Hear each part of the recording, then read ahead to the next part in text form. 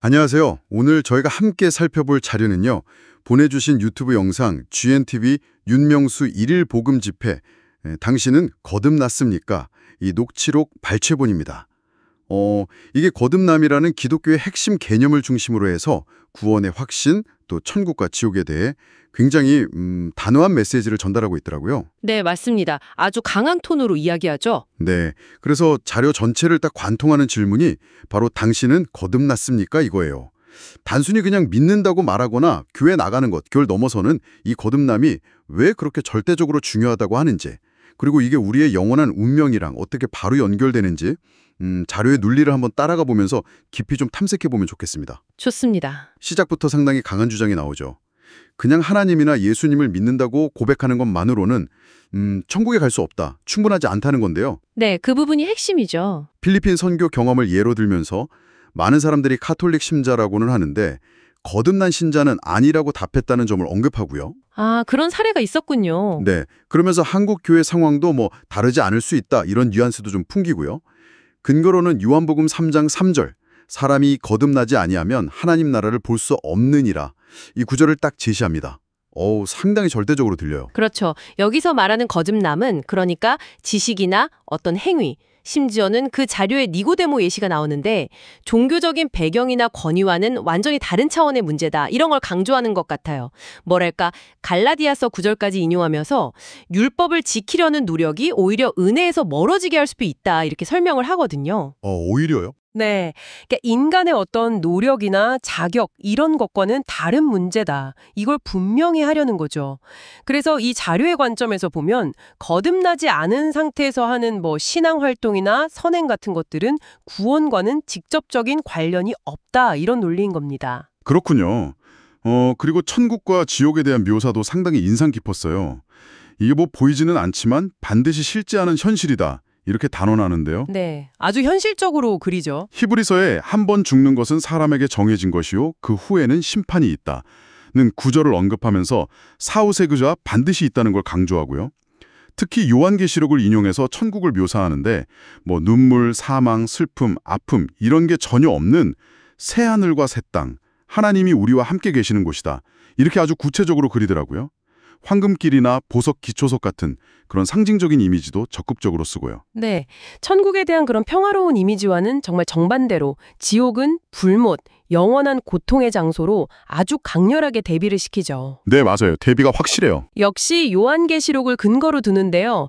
궁극적으로는 어린 양의 생명책에 이름이 기록되지 못한 자들, 그러니까 이 자료의 맥락으로 보면 거듭나지 못한 자들이 가는 곳이다, 이렇게 설명을 해요. 물론 두려워하는 자, 믿지 않는 자, 거짓말하는 자 이런 특정 죄들이 언급되기는 하지만 핵심 기준은 결국 생명책 등재 여부, 다시 말해서 거듭남의 유무에 딱 맞춰져 있는 거죠. 아, 생명책 기록 여부. 네, 이런 극명한 대비를 통해서 거듭남이 얼마나 중요한지를 더 부각시키는 그런 전략으로 보입니다. 그렇군요.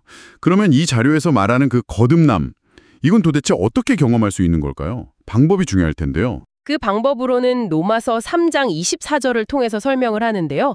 핵심은 예수 그리스도의 속량입니다. 즉 십자가에서 예수님이 죽으시고 피를 흘리심으로 우리 죄값이 다 치러졌다, 이 사실을 믿음으로 그냥 받아들이는 것이라는 거죠. 아, 믿음으로? 네. 그 믿음으로 값없이 의롭다고 인정을 받고 바로 그 순간 하나님의 자녀로 다시 태어나면서 생명책의 이름이 기록된다는 거예요.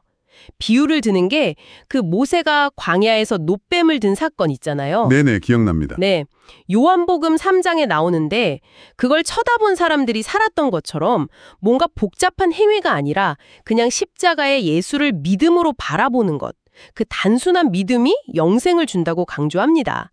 믿음의 어떤 단순성과 즉각성을 좀 부각하는 설명 방식인 것 같아요. 그렇군요. 그럼 거듭난 이후에는 어떤 변화가 있느냐, 이 부분에 대해서도 여러 성경 구절을 들어 설명하고 있네요. 단순히 구원받았다, 이걸 넘어서서 신분 자체가 아예 달라진다, 이 점을 강조하는 것 같아요. 맞습니다. 신분 변화죠.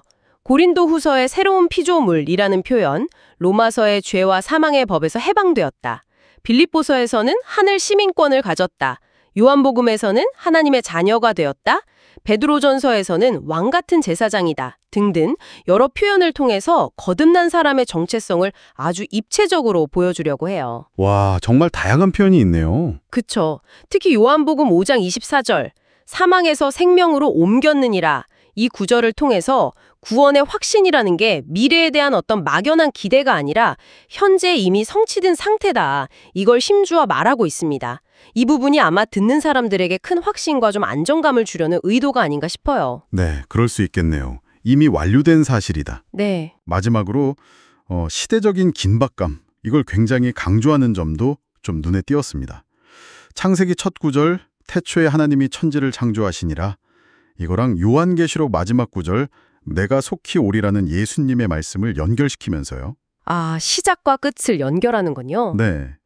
그러면서 현재 나타나는 여러 사회 현상들 있잖아요. 뭐 지진, 기근, 전염병이라든지 지식과 이동의 급격한 증가, 또 최근에 AI 기술 발전 같은 것들까지 이런 것들을 마지막 때의 징조로 해석하고 있어요. 그렇습니다. 심지어 요한계시록에 나오는 그 말하는 우상을 어쩌면 AI 로봇일 수 있다. 이런 해석까지 제시하면서 예수님의 재림이 정말 임박했다는 그런 인식을 강하게 심어주려고 하죠. 와, AI 로봇까지요? 네. 그런 가능성까지 언급하면서 최후 심판의 묘사를 통해 경각심을 더 높이고 그래서 남은 시간이 정말 얼마 없으니 복음을 전해야 한다. 이런 어떤 절박함, 비장함 그런 걸 전달하면서 마무리가 됩니다. 네, 정말 강렬하네요. 오늘 살펴본 자료는 그러니까 거듭남을 기독교 신앙의 절대적인 필수 조건 그리고 천국으로 가는 유일한 통로다. 이렇게 규정하고 있습니다.